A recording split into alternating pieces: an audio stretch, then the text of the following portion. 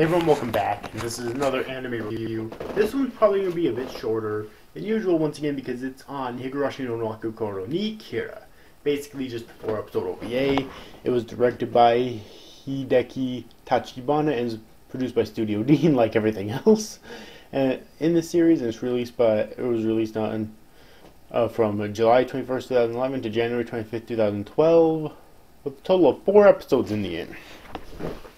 Okay. Here, I'm gonna click to the episodes real quick. Okay, so yeah, this OVA. So after Rei came Kira, which a lot of people I find hate on this OVA series, and really I don't know why. I really loved it personally.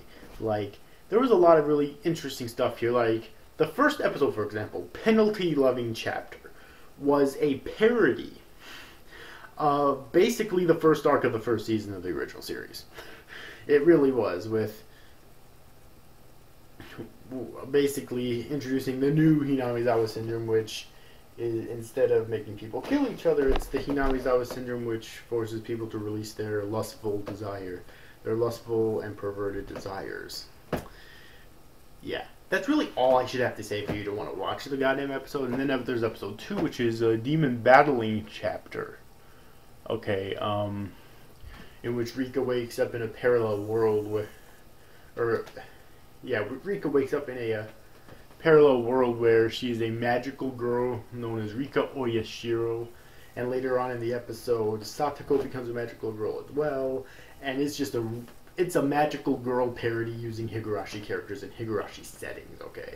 Amazing. And then there's Affinity Chapter, which is a love rectangle between Keiichi, Mion, and Shion and Rena ensues, with the girls competing for Keiichi's affection through numerous methods. Okay.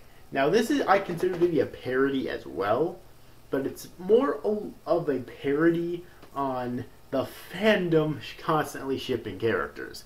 That's really what it is, okay? Because people constantly like to ship Mion and Keiichi together, myself included. I've heard some people ship Rena and Keiichi together. And some people also ship Shion and Keiichi together. It's not like in such an alternate universe where... Or it's not like in an alternate universe where, like...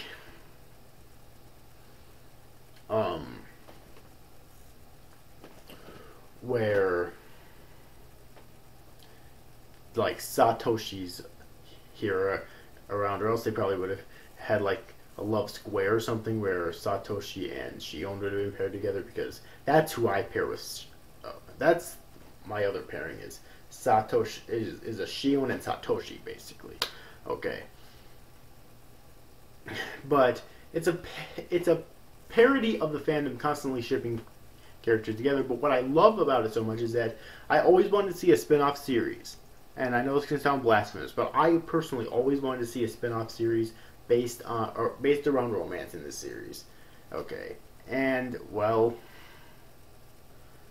this is kind of the closest we've ever gotten, unfortunately. And then the final episode is called Dream Appearing Chapter, where young Rika and Hanyu play a game of hide and seek together. But when young Rika wanders into a shrine, she ends up appearing in modern-day Hinamizawa, where she meets all the modern-day characters. And there's a lot of really sweet moments, some of them which actually made me almost get teary-eyed, until she finally goes back to her world. Okay. And that's basically the plots of these episodes. Okay. Now, I really loved all of them. My favorite one's probably the Affinity Chapter one, even though that bullshit with that Sonozaki... Old Sonozaki bitch.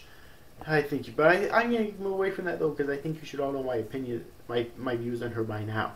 But anyways though, I really love all 4 of these episodes. Each one had an interesting plot. They were heavy with comedy, but also some of them had lots of really good feels in them too, which I really enjoyed. Okay, that each one of them, since they were OVAs, were 30 minutes long. Unlike most anime episodes, which are like only 30 minutes on TV because there's commercials, you know. These ones were 30 minutes long on the internet, which is really good. So you get a lot of content here, like 2 hours of content here, roughly, and it's really fucking good. Okay, whenever there's comedy, it's surprisingly good.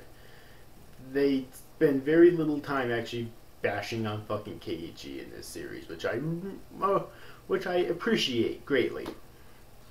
And the drama's done very well, and it's overall most things are done very well. In terms of complaints, Oryu Sonozaki getting apart. Just to say that really quickly, major complaint. Also, the animation and the art, like always, are complaints of mine. Okay. But other than that, I really had no other complaints about this. And if you're a fan of Higurashi and you have yet to see this because of all of the haters, do not be deterred. Go and watch this and judge it for yourself, because that's what I did, and I'm really glad that I did, because I really loved it. Okay.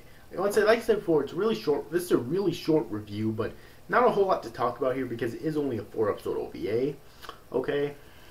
Each one having separate plots, they're not no really overarching storyline, So anyways, so I definitely recommend this OVA.